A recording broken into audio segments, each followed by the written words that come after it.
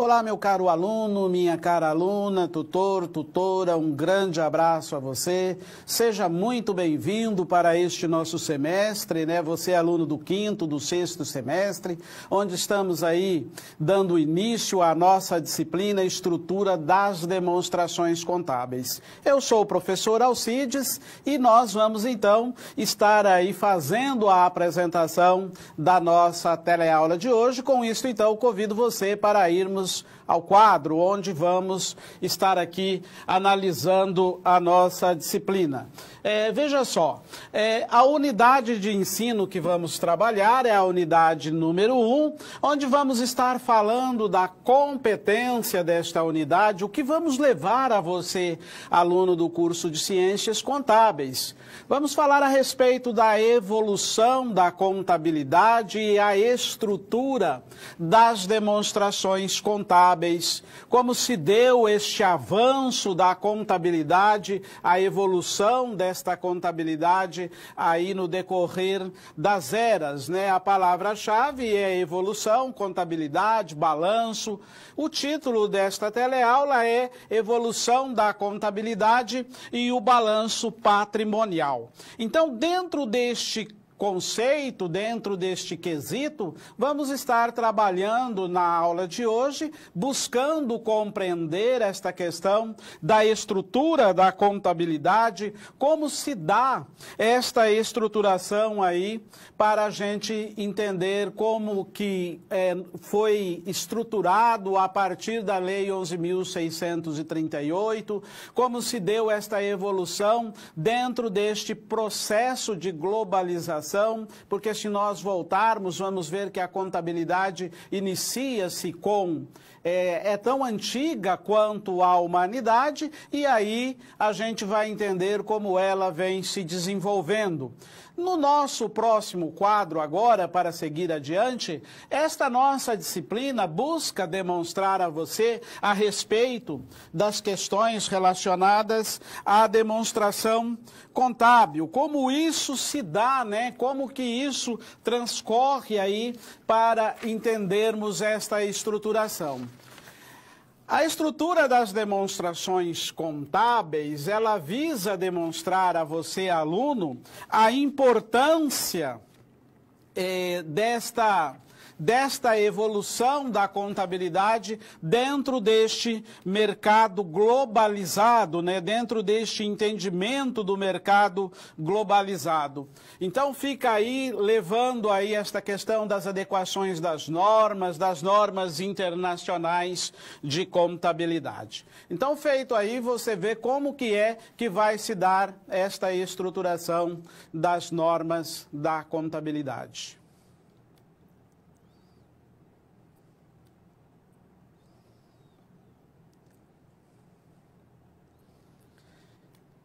Muito bem, agora seguindo adiante, vamos falar a respeito deste conceito, né, desta estruturação, como isto se dá, como ocorre ao longo aí deste período, como veio transcorrendo ao longo deste período. Então vamos lá para o nosso próximo slide.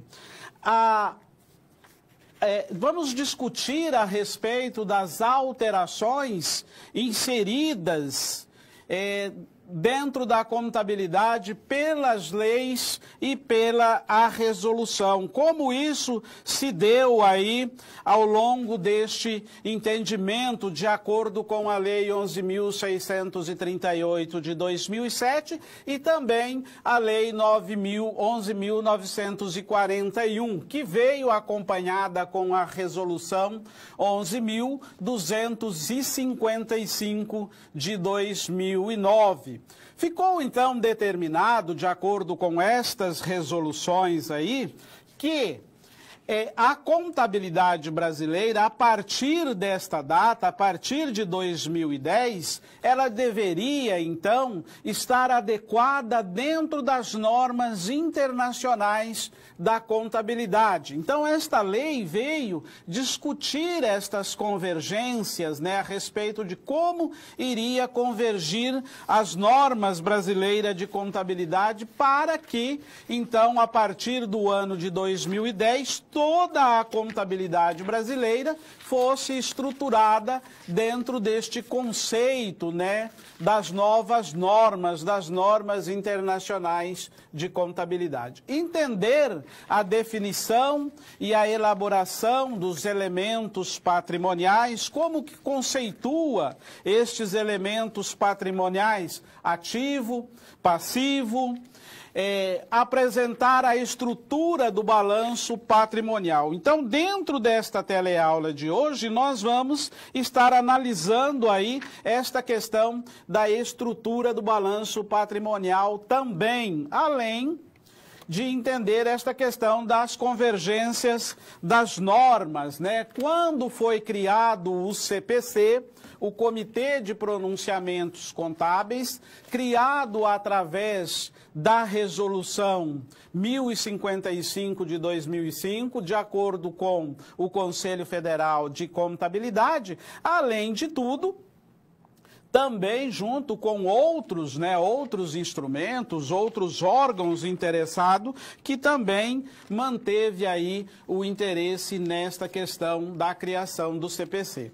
O papel do CPC, ele é muito claro, né, nesta questão aí, porque o objetivo do CPC, que é o Comitê de Pronunciamentos Contábeis, foi exatamente elaborar, acompanhar a convergência destas normas, né, da contabilidade brasileira para a contabilidade, as normas internacionais de contabilidade, dentro do CPC 00, aonde vem ali toda a estrutura conceitual das demonstrações contábeis. Seguindo adiante, vamos ver aqui o seguinte, ó.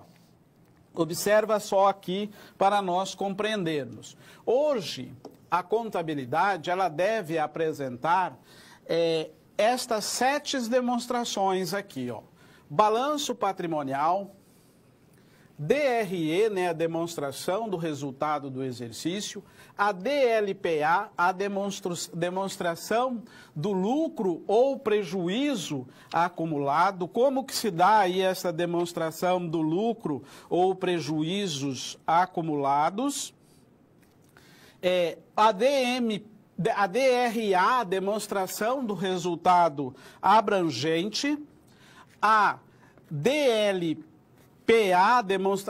que é a DMPL, a demonstração das mutações do patrimônio líquido, a DFC, que é a demonstração dos fluxos de caixa, e a DVA, que é a demonstração dos valores adicionados. Além disso, para acrescentar aí com as normas, vem também a questão das notas explicativas, que tem a função de trazer informação a respeito daquilo que não foi nas demonstrações contábeis, ou seja, ela vem com o objetivo de acrescentar, né, de acordo com o entendimento do CPC e do CFC, de acordo com o porte e natureza da empresa, então, tem aí a obrigatoriedade de apresentar as demonstrações contábeis, ó.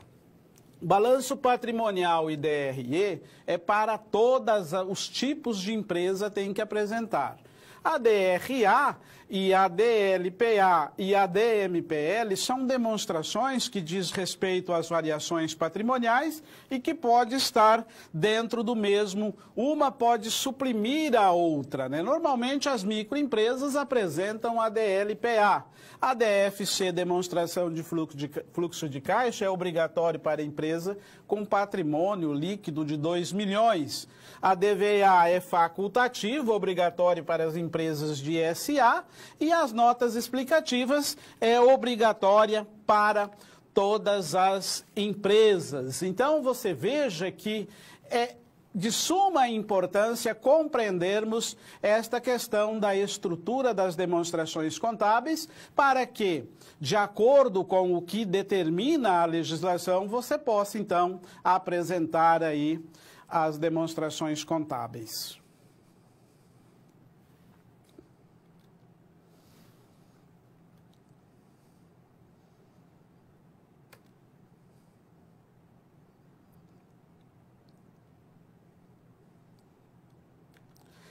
Dentro deste conceito, agora falando a respeito desta questão da estruturação das normas, seguindo adiante aqui com a nossa fala, nós vamos compreendendo todos os aspectos que vai transcorrendo dentro da estruturação das demonstrações contábeis. Seguindo adiante no nosso próximo quadro, nós vamos agora fazer aqui uma SP, uma resolução de uma situação problema, né? Trazendo aqui para que nós possamos compreender qual é esta situação para um melhor entendimento. Veja só, observa só, João Paulo é recém-formado no curso de Ciências Contábeis e ele começou a trabalhar como contador da empresa Amarelinhas Comércio de Brinquedos Limitada. É uma empresa que tem como função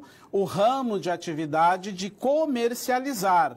E a mesma está enquadrada no regime simplificado de microempresa, né? Ela está como microempresa dentro desta questão do seu enquadramento tributário. Ou seja, ela paga imposto de acordo com o Simples Nacional. Ela está enquadrada no regime de pagamento de imposto do Simples Nacional. Você sabe que no Brasil nós temos três regimes tributários. Nós temos o regime do lucro real, do lucro presumido e do Simples Nacional. Para cada tipo de empresa, está obrigada a um tipo de apresentação de demonstração. A empresa enquadrada no Simples Nacional, nem sempre ela vai apresentar as mesmas demonstrações que uma empresa que está enquadrada no lucro real vai apresentar.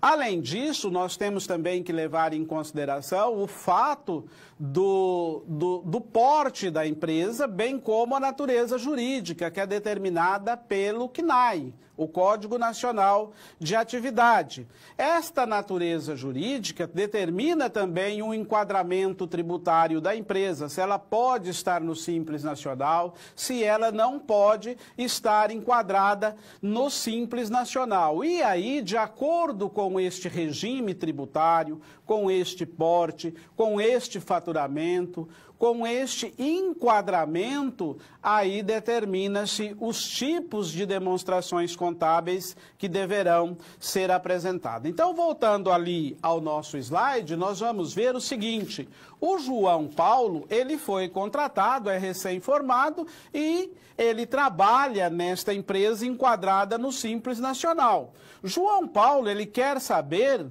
qual das demonstrações contábeis ele está obrigado a apresentar, né? Como que ele vai, então, quais demonstrações ele vai ter que apresentar na hora de fechar aí, na hora de fazer a sua contabilização. Então, para que a gente possa entender o que ocorre aqui, as empresas enquadradas como microempresa, no Simples, no regime simplificado de pagamento de imposto, está obrigado a apresentar as demonstrações contábeis de acordo com o que determina a lei. Conforme determina a ITG 1000, ela deve apresentar as demonstrações que evidenciam ou que evidenciem a situação econômica, financeira e patrimonial da entidade. Embora, quando nós falamos de empresa do Simples Nacional, nós precisamos buscar o entendimento na Lei Complementar 123. A lei complementar, ela trouxe lá no seu artigo 27, isso até é um assunto do nosso fórum, que determina que as empresas enquadradas no regime simplificado de pagamento de imposto, ela vai apresentar a contabilidade de forma simplificada. Aí, então, o que o CFC fez? A resolução do Comitê Gestor do Simples Nacional também fala na resolução, na sua norma 94, que a empresa enquadrada no Simples pode até apresentar livro caixa em vez de contabilidade. Então, nós, como contadores, precisamos estar atentos nesta amarração da legislação, porque em um determinado momento a legislação fala algo, mas tem outra legislação que vem apresentar de forma diferente. Então, o CFC, através da ITG 1000 e a ITG 2000 também, né, ela trouxe aí esta informação através da resolução 11.115 de 2007, o que significa a contabilidade simplificada. Este assunto está até no nosso fórum, né? Nós podemos compreender isto lá quando você entrar lá para discutir as questões da colocação no fórum. Então veja que a legislação, o Conselho Federal de Contabilidade, por não poder haver nenhum tipo de empresa sem contabilidade, salvo os microempreendedores individuais, ele trouxe a obrigatoriedade e o que significa contabilidade simplificada. Além disso, ele trouxe também quais são as demonstrações que as empresas no Simples Nacional devem apresentar. Então, vamos voltar ao nosso quadro para continuarmos com a nossa apresentação aqui da nossa ITG, da nossa SP. Nós vamos ver que as empresas que estão enquadradas no Simples Nacional, elas estão obrigadas a apresentar, no mínimo, as demonstrações contábil do balanço patrimonial, porque o balanço patrimonial, ele tem como ponto principal apresentar o saldo das contas patrimoniais, ativo, passivo, a demonstração de resultado que vai apresentar os lucros e a DLPA, que vai apresentar os lucros e prejuízos acumulados, além das notas explicativas. Isto significa nós entendermos que todas as empresas que estão enquadradas, tá, no regime simplificado de pagamento de imposto, é obrigado a apresentar as demonstrações contábeis, independente do seu regime, tá? Então, ela é obrigada e vai apresentar estas demonstrações aqui. Balanço patrimonial, demonstração do resultado do exercício, além da DLPA e as notas explicativas. São estas demonstrações que as empresas enquadradas no Simples Nacional está obrigado a apresentar. Então, a informação que o João Paulo tem é que não pode deixar de apresentar a contabilidade.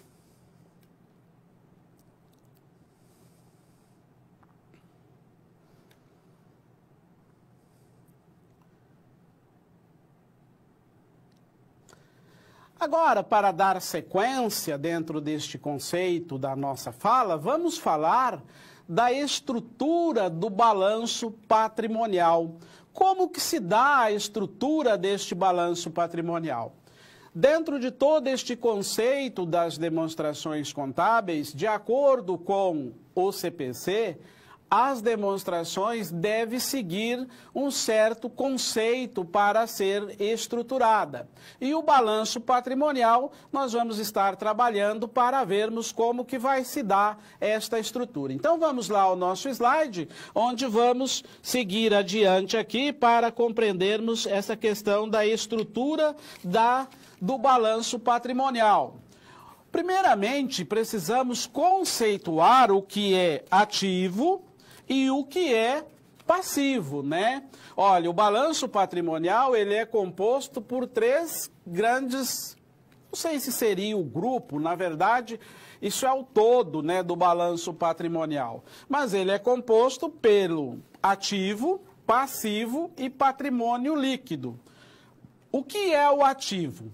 O ativo, ele é um recurso controlado pela entidade, resultado de eventos passados e do qual se espera que vai gerar benefícios econômicos futuro para a entidade. Como que isso se dá? Às vezes, nem sempre o ativo é sinônimo de patrimônio da empresa, de posse, mas tem que ser controlado, eventos controlados, e que vai gerar benefícios econômicos futuros para a entidade. E o passivo? O passivo, ele é uma obrigação atual da entidade como resultado de eventos passados, ou seja, ela adquiriu em algum momento no passado e ela tem que cumprir esta obrigação, ela vai liquidar esta obrigação e isto vai resultar em saídas de recursos econômicos, normalmente do ativo, né?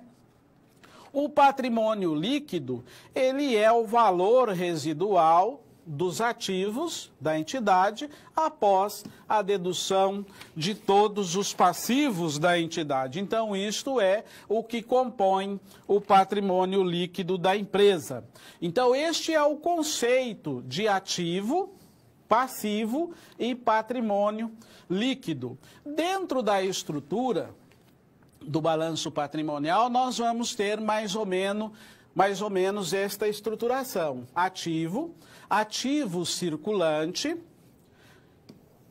ativo não circulante e passivo circulante, passivo não circulante e patrimônio líquido, né? O patrimônio líquido também está do lado do passivo porque ele representa um valor que é dos sócios neste caso aí. Então, precisa ser levado em consideração que é uma obrigação da empresa para com os sócios.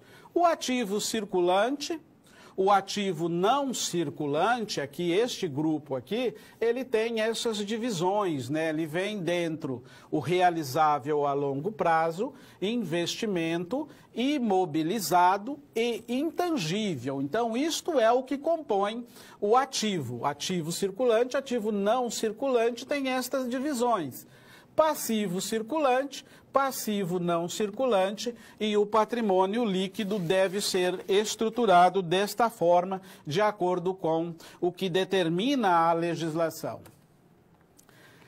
Dentro do ativo circulante, o que nós temos dentro do ativo circulante? Nós temos, normalmente, esses grupos, né? Disponibilidade, cliente, estoque e despesas antecipadas. No não circulante, como já vimos, realizável a longo prazo, investimento, imobilizado e intangível. Então, estes são o que nós temos aí nestes grupos. Os disponíveis são as contas de maior liquidez dentro do período de 12 meses após o término do exercício. Então, se estivermos em janeiro de 19 até 31 de dezembro de 21, né? Não, de 20, até 31 de dezembro de 20 está dentro do circulante. O conjunto de bens, o não circulante é o conjunto de bens permanentes, direitos realizáveis em curto prazo, são de baixas liquidez, né? Aquilo que não é em curto prazo vai para o ativo não circulante. Além disto, nós vamos então encontrar os imobilizados, os investimentos, que faz parte aí deste conjunto da estrutura patrimonial. O realizável a longo prazo. O que é o ativo realizável a longo prazo? Como já vimos, tudo aqueles eventos, vamos pensar aqui, ó, eventos de 1/1 de 19 a 31 de 12 de 19, mais 12 meses, que seria 31 de 20, estaria a curto prazo. Seria no circulante. Acima deste aqui, eventos que ia realizar após esta data, vai para o realizável a longo prazo no não circulante. Investimentos são ativos que não fazem parte da atividade da empresa, que serve para gerar benefícios econômicos, né, mas não faz parte da atividade da empresa. Já os imobilizados são os ativos que a empresa utiliza para produzir outros ativos e que faz parte da atividade da empresa. E o intangível são aqueles ativos que você não pode tocar. Muito bem explicado é marcas e patentes, né? Estes são os ativos intangíveis, marcas e patentes, fundo de comércio. Para os profissionais liberais, normalmente está relacionado com clientes. Olha só, porque o cliente, uma carteira de cliente, tem o seu valor, porém, você não pode tocá-lo. No caso do investimento, vamos pensar numa sala comercial que a empresa possui. Ela não é imobiliária, ela é uma empresa que mecânica, conserta automóvel, e ela tem uma sala para locação. Isto é um investimento, faz parte do seu ativo, mas é um investimento. No caso do imobilizado, nesta empresa de conserto de automóvel, o que seria o imobilizado dela? Vamos pensar num macaco hidráulico que ela utiliza para realizar os seus serviços. Como ela utiliza para realizar os seus serviços, então isto faz parte, é seu imobilizado, utilizado para a produção de outros ativos.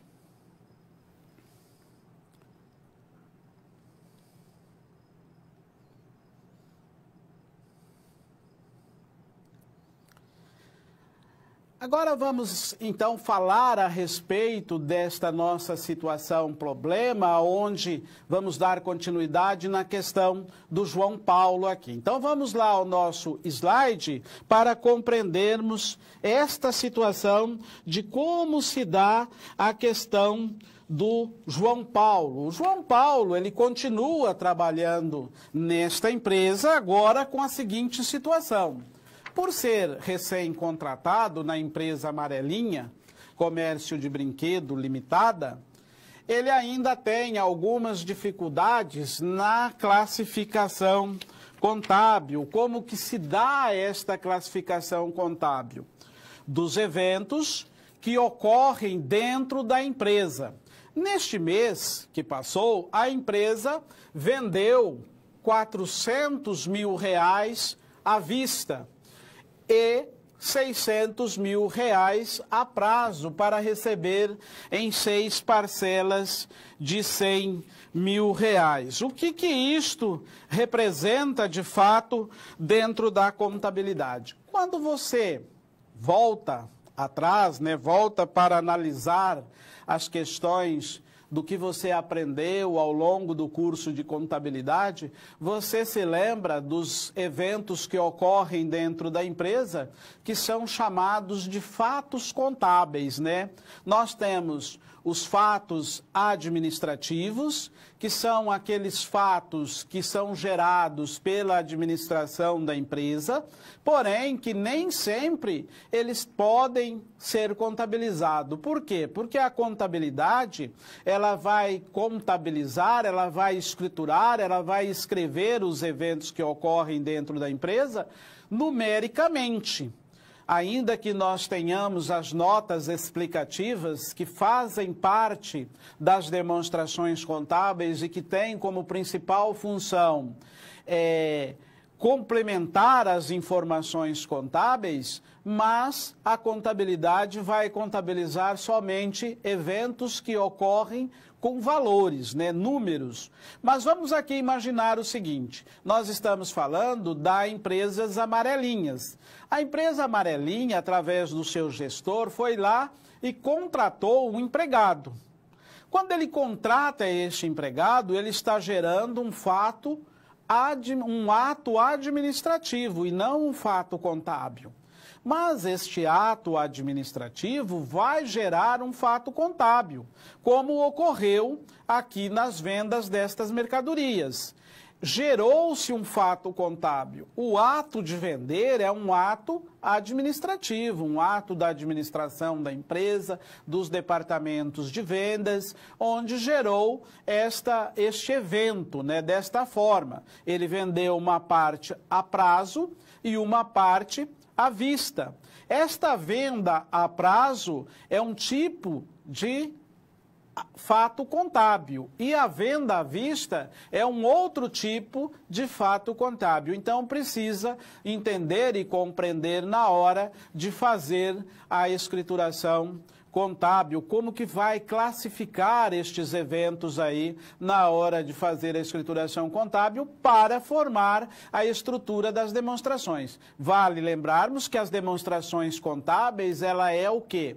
Ela é, de forma resumida, sintética, a composição de todos os saldos dos eventos que ocorreram dentro da empresa em um determinado momento. Neste caso aqui, foi uma venda a prazo e uma venda à vista. Voltando ao nosso slide para compreendermos como que se dá este fato aqui, ocorre o seguinte: de acordo com as normas brasileiras de contabilidade, João deve ficar atento aos fatos de que a contabilidade deve escriturar os eventos ocorridos na entidade, no momento da emissão do documento fiscal, ou seja, respeitar o regime de competência, a característica de melhoria, né, características qualitativas de melhoria de tempestividade, independente do recebimento ou do pagamento. Assim, mesmo que a venda tenha sido à vista ou a prazo, João tem que fazer a contabilização. Então, vamos aqui voltar à nossa questão para um melhor entendimento desta questão aqui. A contabilidade determina que ela seja realizada por meio do regime de competência, tá? O que é regime de competência? O regime de competência é o regime contábil que determina que, independente de ter havido recebimento ou pagamento, ou seja, um desembolso da entidade ou um recebimento de dinheiro no seu caixa, a contabilidade tem que ser realizada, tá? Então, se a venda foi a prazo ou se a venda foi à vista, a contabilidade tem que ser realizada. E aí vale nós lembrarmos que a questão dos pagamentos dos tributos também vai de acordo com a contabilização. Na emissão da nota fiscal, independente se a empresa recebeu ou não, ela já deve pagar os tributos relacionados àquela venda ali. Se ela estiver em um regime tributário onde ela aproveita crédito, né, através dos valores agregados, então ela vai ter que fazer as suas contas para realizar a contabilização desta forma. Mas, se, de acordo com o que determina a legislação, o regime de competência tem que ser observado, tá? E aí, nós entramos dentro do aspecto da característica qualitativa. A característica qualitativa de melhoria. O CPC determina que a contabilidade ela tem que apresentar características qualitativas. Quais são essas características qualitativas? Ela tem que ter relevância, ela tem que ter fidedignidade, ou seja, tem que ser real, tem que ser fiel para apresentar as informações. Além disso, ela tem que ser tempestiva no momento em que ocorre a informação. Seguindo adiante, aqui no nosso quadro, vamos ver que, de acordo com o que determina a legislação, o valor referente à venda à vista corresponde a R$400 mil e deve ser classificado no ativo circulante, disponibilidade, caixa ou banco, de acordo com o que vai receber, né? Vai entrar lá no caixa ou no banco. O valor referente a R$600 mil, que é a prazo, ele também vai no ativo circulante, cliente, duplicatas a receber. Então, esta é a forma de classificação que deve ser respeitado de acordo com o que determina a legislação contábil. Então, observa que o evento, a contabilização, tem que ocorrer no momento em que o evento está acontecendo.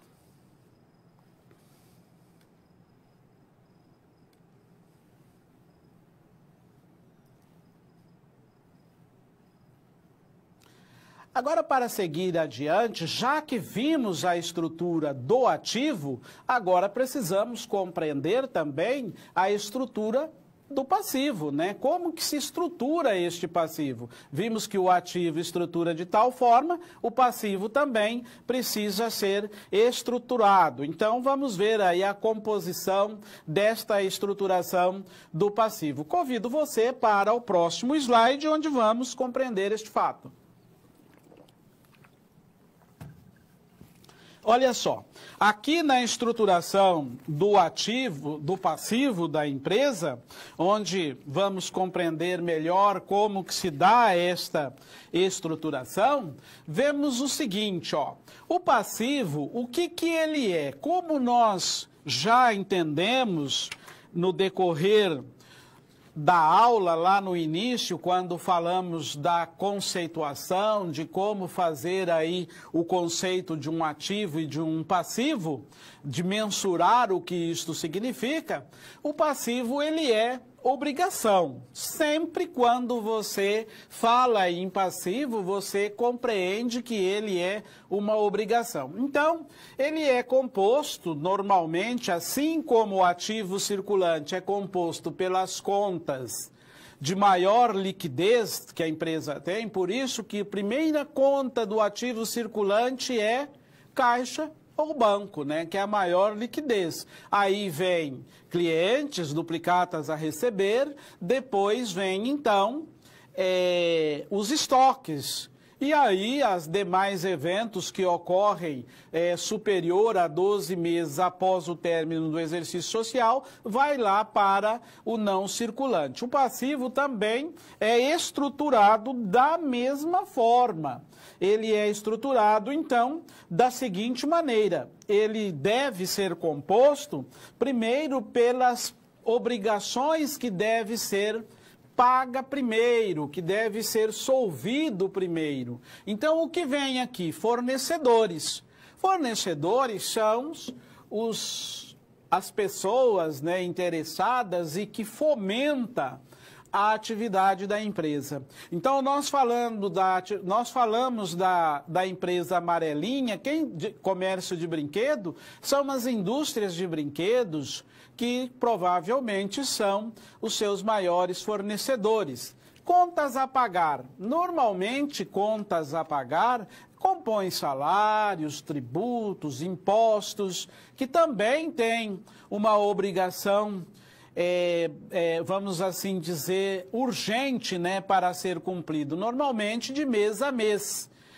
Financiamentos a pagar dentro do período de 31/12 mais 12. Como vimos, se nós estamos falando do ano de 2019, então, até 31 de dezembro, 31/12, mais 12 meses. Ou seja, 31/12 de 2020, está dentro das obrigações do passivo circulante. O passivo não circulante entra no mesmo critério. Acima, obrigações que têm que ser solvidas acima deste período, vai para o não circulante. Normalmente, adiantamentos de sócios, né? Porque os adiantamentos de sócio, a empresa ela vai aí, tem obrigações a longo prazo para pagar, porque os sócios investem na empresa para receber futuramente, adiantamentos de acionista, empréstimos de longo prazo, tudo superior após 12 meses do término do exercício social. Exercício social, sempre que falamos em exercício social, precisamos compreender que nós estamos falando de 31 de dezembro, tá? Então vamos aqui parar para pensar no fato de que a empresa, ela pode fechar a sua contabilidade trimestral, a fim de fazer a apuração dos seus impostos trimestralmente. Mas o seu exercício social é 31/12, tá? Ela está fechando a contabilidade trimestral, mas o exercício social dela é 31/12 do ano corrente. Aí você conta 12 meses, após 31/12 do ano corrente, o resto das obrigações vai, então, para o passivo não circulante a longo prazo, tá? Então, voltando lá ao nosso quadro, na sequência, dentro da composição do passivo, nós vamos encontrar o patrimônio líquido da entidade. O que é o patrimônio líquido da entidade? Ele é a diferença, né, do ativo menos o passivo, como está aqui. Normalmente, eles pertencem aos sócios da entidade ou, então, ele pertence aos acionistas, no caso das empresas de natureza SA. O patrimônio líquido, ele tem as suas subdivisões, né? Primeiramente é o capital social. O capital social é o valor que os sócios investem na empresa. O gasto com emissão de ações para as empresas SAs, esse gasto vai deduzir o valor do patrimônio líquido. Reserva de capital, que é valores que vêm de fora para a empresa, não faz parte da atividade, não tramita pela demonstração do resultado do exercício, e as reservas de lucro. Reservas de lucro, ações em tesourarias, ajuste de avaliação patrimonial, lucros ou prejuízos acumulados. Tudo isto compõe-se o patrimônio líquido da empresa. O que é este patrimônio líquido? É exatamente a diferença, né, entre o ativo e o passivo. Esta diferença da soma de todos os ativos e a soma de todos os passivos, você diminui. Então, vamos lá.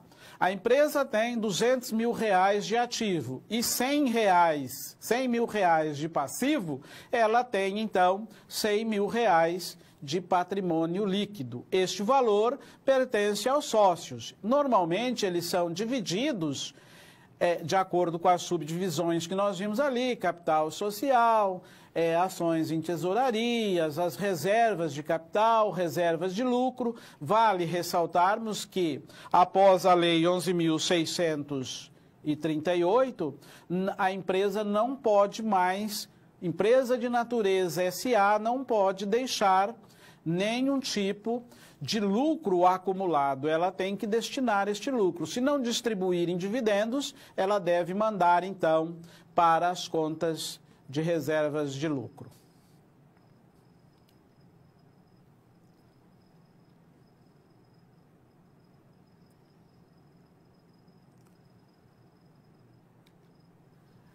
Na resolução desta nossa SP, vamos trabalhar aí a questão da empresa, da escrituração, de como que dá esta estruturação. Então, seguindo adiante, de acordo com o que temos visto, a empresa amarelinha, ela é comércio de brinquedo, como já analisamos aqui, e ela é uma empresa de natureza limitada, não é natureza SA. Ela comprou no mês de janeiro deste ano um veículo da marca Ford, do modelo caminhonete, para realizar aí os seus pequenos transportes referentes às suas vendas. Então, ela resolveu investir um determinado valor, né, em uma compra de um veículo para facilitar a logística do seu transporte. E pagou por este veículo uma importância de 50 mil. Sendo que foi financiado 100% junto ao Banco de Crédito de Pequenas Empresas. Parcela fixa de R$1.000, tá? Isto aqui cada uma em 50 meses. João Paulo, ele está com dúvida de como ele deve fazer a classificação destes eventos dentro do aspecto da contabilidade. Então, eu quero falar a você que isto aqui não vem, né, esses valores, eles não são originários de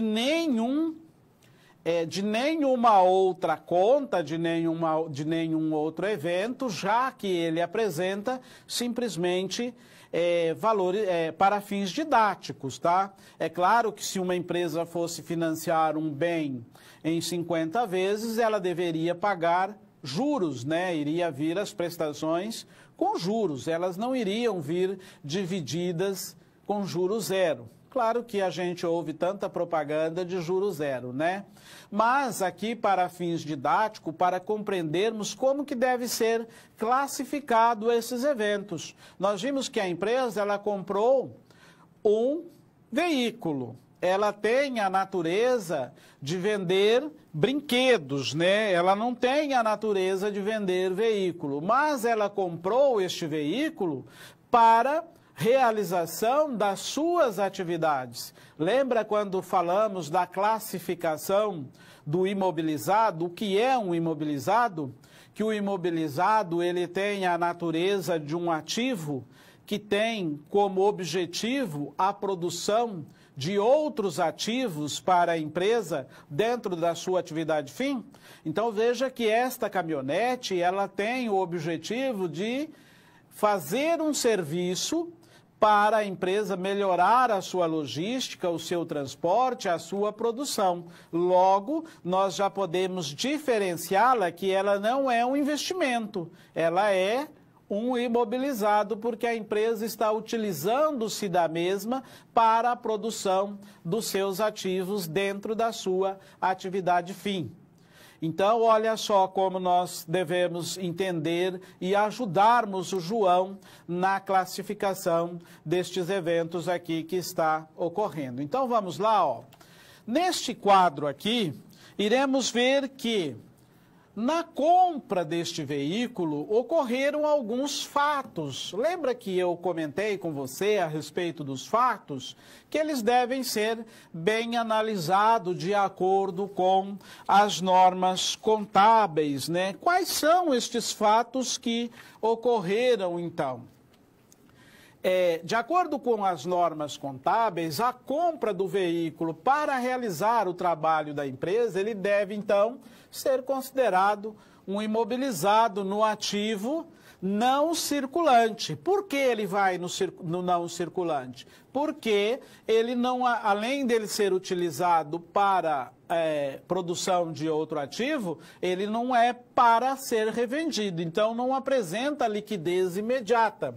Porém, a contrapartida da compra deste veículo foi um financiamento, então gerou um passivo, né? Desta forma, deverá ser feita a contabilização dos valores a pagar no passivo circulante, quanto no passivo não circulante. Aqui vamos encontrar um exemplo clássico da contabilização, né?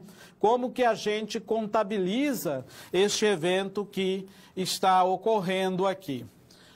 Bom, no imobilizado, qual o valor que vai no imobilizado? O valor do veículo. Claro também, tá, pessoal?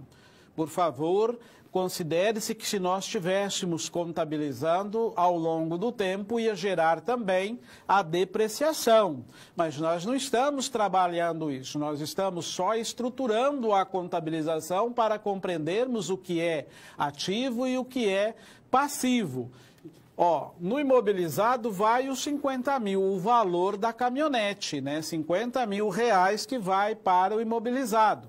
No passivo circulante, 12 parcelas do exercício social, mais o 12 parcelas após o término do exercício social. Então, nós compramos em janeiro, né, no início do ano, agora vamos contabilizar 24 parcelas, porque são as 12 do exercício social, mais 12 após o término do exercício social. Tudo isto no passivo circulante. E no passivo não circulante, o que vai?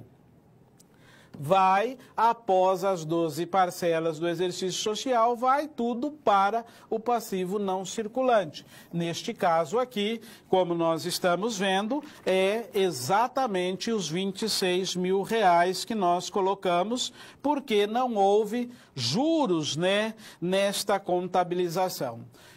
Se tivéssemos trabalhando com juros, aí tinha despesa financeira. Se tivéssemos jogando depreciação, iria diminuir o valor do imobilizado, mas daí tinha a depreciação, né? A depreciação acumulada, ela diminui o valor do imobilizado, mas a contrapartida da conta depreciação acumulada irá lá para a depreciação, que vai diminuir o valor do lucro, é considerado uma despesa lá na DRE, mas como nós estamos falando só de eventos que estruturam o ativo e o passivo da entidade, então fica aí a compreensão de como será contabilizado este evento que ocorreu dentro da empresa, de acordo com as informações que nós temos para passar para o nosso colega de profissão, o João. João também é fictício, tá? A empresa também é fictícia, é somente para fins didáticos a apresentação desta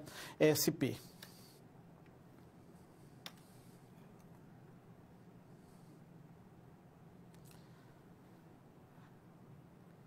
A composição e a estruturação do patrimônio líquido, como temos visto, que faz parte do passivo da empresa, ele também compõe toda a estrutura do balanço patrimonial da entidade. Então vamos lá ao nosso slide para compreendermos esta questão aí. Olha só, a estruturação da composição aí do patrimônio líquido da entidade, nós vamos ver aqui o seguinte, ó.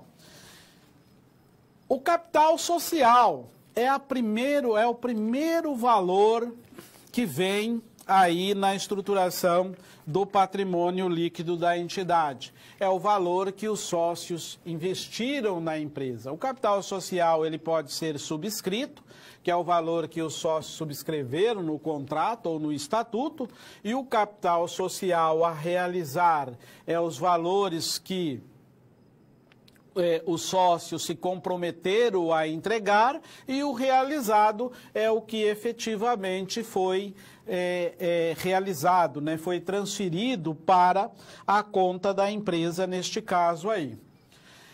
O gasto com emissão de ações. Então, os gastos com emissões de ações são todos aqueles gastos que a empresa tem para emitir as suas ações. É claro que ela vai emitir 100 mil reais de ações, é claro que ela vai ter gastos, né, para fazer esta emissão aí destas ações. Gasto de todas as formas, né? E aí ela pode, isso é um valor que vai deduzir o valor do patrimônio líquido, entra diminuindo de acordo com a Lei 11.638. Reserva de capital. Reserva de capital é aqueles valores que a empresa recebe, né? Normalmente vem de sócio para fins de aumento de capital, e eles não tramitam pelas contas de resultado, pela DRE. Então, ele não faz parte da atividade. A empresa simplesmente recebe os mesmos e aí ela deve colocar lá no patrimônio líquido, mas não representou nenhum esforço da empresa. Normalmente vem dos sócios, dos acionistas, né, quando no caso das empresas de natureza SA. Reserva de lucro. As reservas de lucro, elas são contas constituídas pela apropriação dos lucros da companhia, conforme determina o artigo 4, parágrafo 4, quarto do artigo 182 da Lei 6.404/76, ela é sim, a reserva de lucro é constituída pelos lucros que a empresa teve, né? E como que se constitui os lucros? Constitui por meio da demonstração de resultado do exercício, por meio das apuração, né, das receitas e das despesas. Essa reserva de lucro, se a empresa não distribuir os lucros em forma de dividendo, ela deve mandar para as reservas de lucros. Ações em tesouraria também é conta redutora do patrimônio líquido. Então vamos pensar aqui. A empresa X, ela emitiu 1 milhão de ações. Então, o seu capital social ali iria somar mais 1 milhão de ações. Mas, para que ela pudesse, em outro momento, soltar as suas ações no mercado, ela compra de novo as suas próprias ações e põe em tesouraria. Então, isto é reserva de ações em tesouraria, vem reduzir o patrimônio líquido da entidade. Voltando ao nosso slide, dando sequência aqui, nós vamos então vendo o seguinte, ó, que estas ações, ela é uma recompra da empresa, né? Para obter ações para os programas de incentivos a empregados, para serem utilizadas como proventos de acionistas, né? Então, tem uma série de fatores aí que, de acordo com o que a lei determina, a empresa pode, então, comprar as suas próprias ações. Ajustes de avaliação patrimonial. O que são os ajustes de avaliação patrimonial? São as contas classificadas no patrimônio líquido, decorre dos valores do ativo e do passivo, que pode ser reajustado, tá? Na prática, o ajuste desta avaliação patrimonial pode ser entendido como uma espécie de correção dos valores do ativo e do passivo. E aí você vai falar para mim o seguinte: professor, mas eu posso ajustar os meus ativos e os meus passivos? De acordo com a Lei 11.638, existe essa possibilidade, tá? Porém, tem que analisar muito bem como fica a questão diante da fiscalização.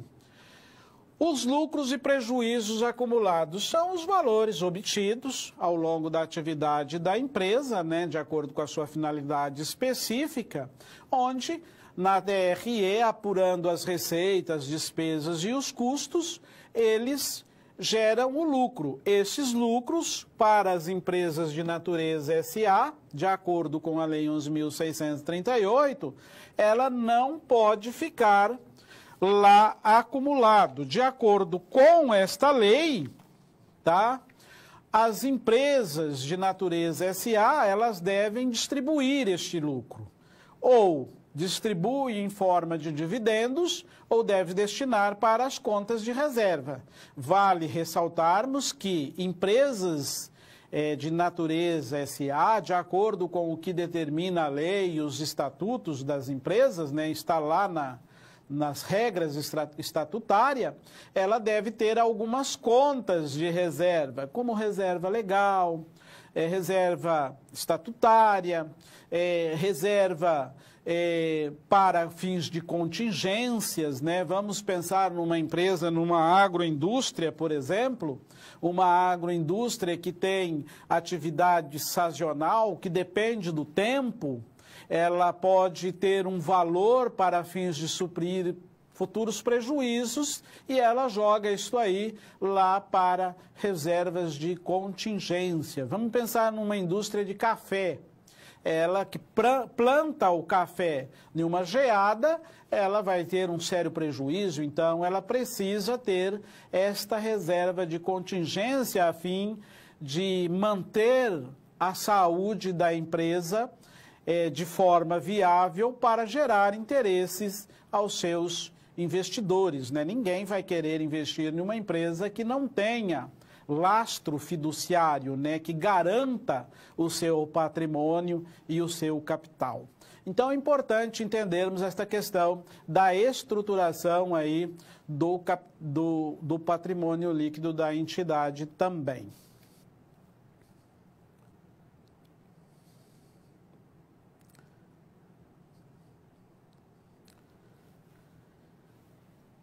Nesta SP, dando sequência aqui, veremos aqui os eventos contábeis de acordo com esta estrutura patrimonial, como isto ocorre, dando sequência ao nosso entendimento com relação ao que estamos buscando nesta nossa teleaula. Então, vamos lá ao nosso slide para seguirmos a compreensão destes fatos aqui que ocorreram dentro da empresa. Veja só, observem só aqui.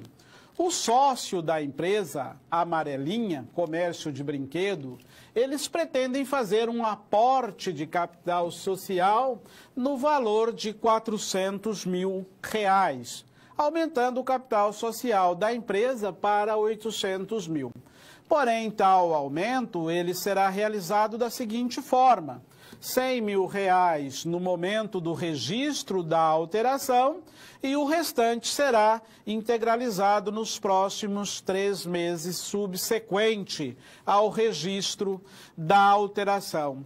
E aí o João, ele tem dúvida com estes eventos aqui, como deve ser considerado estes eventos de acordo com o que determina a legislação. Nós vamos entender este fato que é realizado aqui um aumento de capital.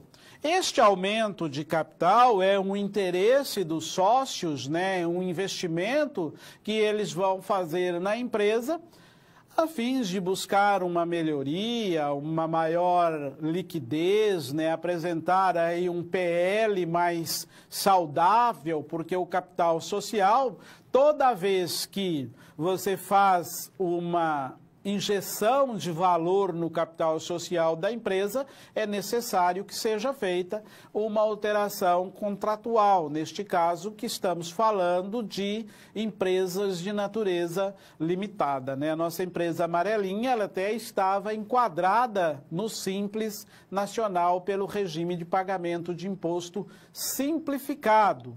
O regime do Simples Nacional é aquele regime que paga imposto, um único imposto, né? Paga o DAS e ali tem vários impostos embutidos dentro desta guia, né? Que é conhecido como DAS.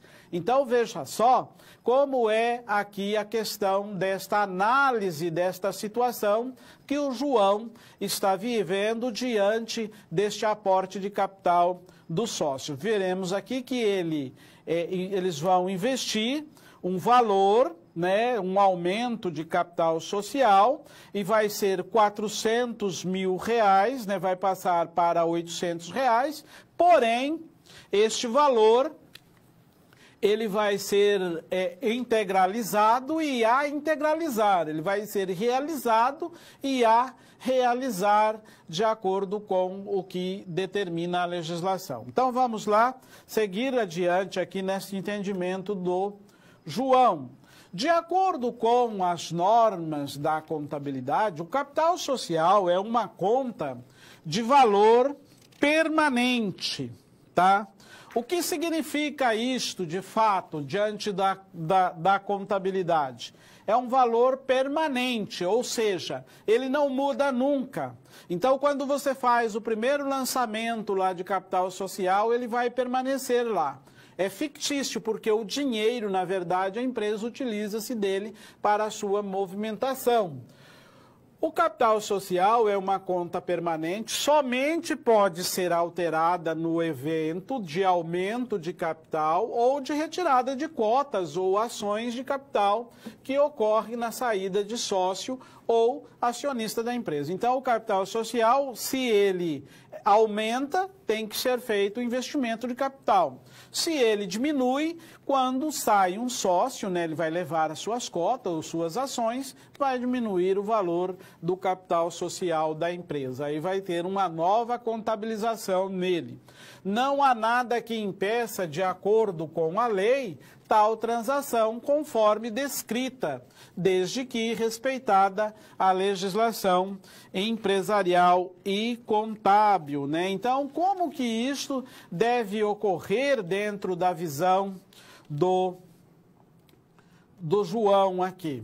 Na alteração de contrato social, deve ser descrito em cláusula que o capital social da empresa será aumentado da seguinte forma: aumento de capital subscrito no valor de R$ 400, capital social a integralizar, né? Integralizado, que será lá os R$ 100 e o integralizar os R$ 300, de acordo com o que nós vimos na nossa situação, problema da empresa. Então, veja que, de acordo com o que a lei determina, a contabilização dos eventos deve ser de acordo com o que de fato ocorreram.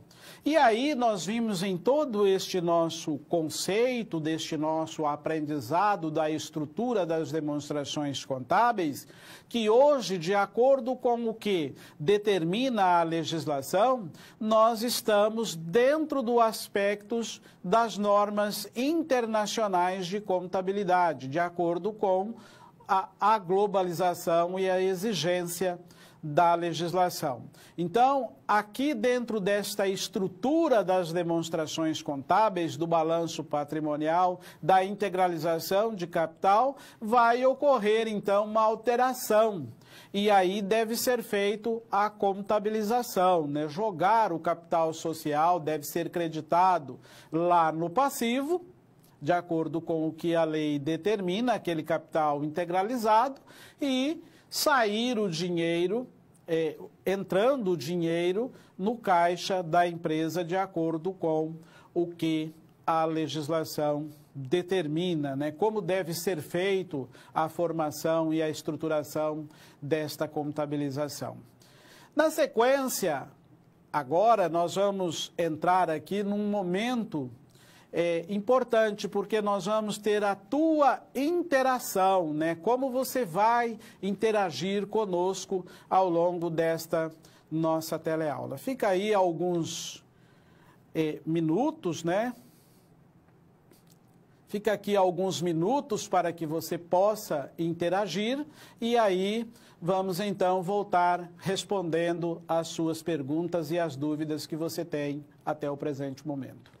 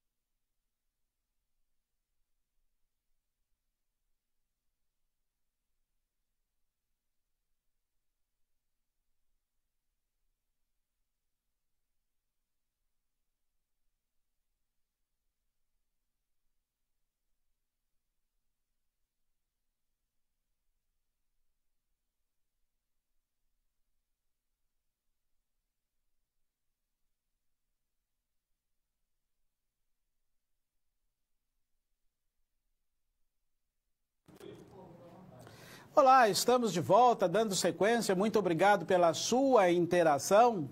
O ativo circulante seria, por exemplo, as contas de maior liquidez ou as contas com vencimento até o próximo 12 meses após o término do exercício social. Sim, o ativo circulante você vai colocar ali as contas de vencimento 12 meses após o término do exercício social. Então, isso é importante entender que todas as contas com acima de 12 meses vai para o não circulante. A questão também, há algum caso em que pode haver a redução de capital que não seja a saída de um sócio? Não. Sempre para reduzir o capital tem que haver saída de sócios ou de acionistas, né? A empresa não vai diminuir o seu capital, o capital é permanente. Então é importante este entendimento, né, neste caso, para que não seja feito a contabilidade de forma errada. Como é feito a divisão das cotas quando a empresa tem capital a integralizar? Isto é uma dúvida que ocorre aqui no transcorrer da nossa teleaula e é feito da seguinte forma, de acordo com o que os sócios integralizam, né? Normalmente divide-se cotas no valor de R$10 ou de R$1 e aí faz então estas divisões de cota. Professor, no caso do balanço especial encerrado no mês de julho, como fica a questão da contabilização dos saldos do ativo circulante e do não circulante? Olha só, o balanço encerrado no mês de julho, você vai utilizar só os saldos das contas do ativo circulante, né? O não circulante você vai jogar após o término do exercício social. E aí fica aí, então, esta dica para você na hora de fazer a contabilização. Então, as empresas, o contador, ele deve estar atento nesses eventos que ocorrem dentro da empresa para que ele não venha cometer nenhum tipo de transgressão na legislação contábil, na formação da estrutura da demonstração contábil. Por quê? Porque as demonstrações contábeis têm como principal foco levar as informações dos eventos que ocorreram dentro da empresa para uma tomada de decisão de forma mais assertiva para os seus usuários destas informações contábeis, né?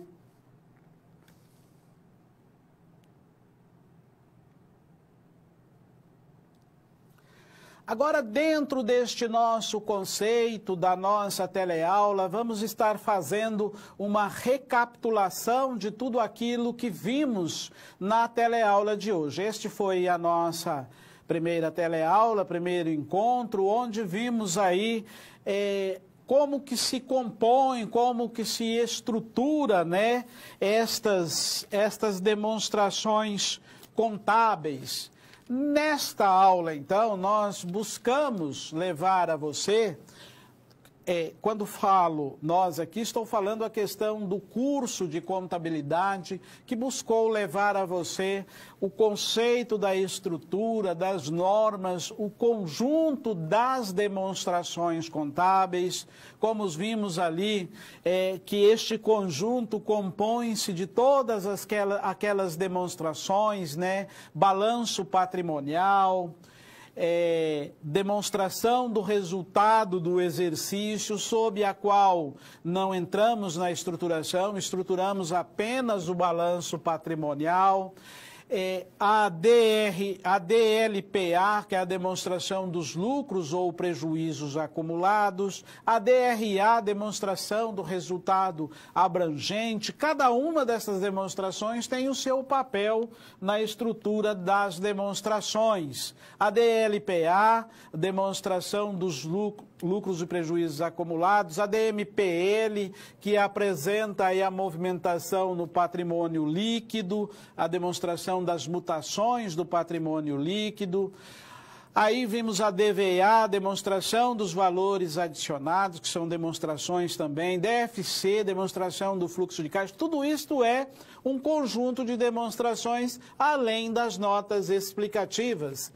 Temos o conceito da estruturação desse ativo e passivo dentro do corpo do balanço patrimonial, a mensuração e a estruturação dos grupos do circulante e o não circulante, bem como o patrimônio líquido e suas subdivisões. Tudo isto dentro desta estrutura do balanço patrimonial, que faz parte desta estrutura conceitual, deste arcabouço da estrutura das demonstrações contábeis. Vimos isto ao longo desta aula de hoje para levar esta informação até você, aluno do curso de Ciências Contábeis. Com isto, então, eu quero deixar a você um grande abraço, um bom estudo, agradecer a presença dos nossos tutores que estão aqui, do nosso operador de mesa, você, tutor eletrônico, e você, aluno do curso de Ciências Contábeis, até a próxima oportunidade de estarmos juntos novamente. Um grande abraço.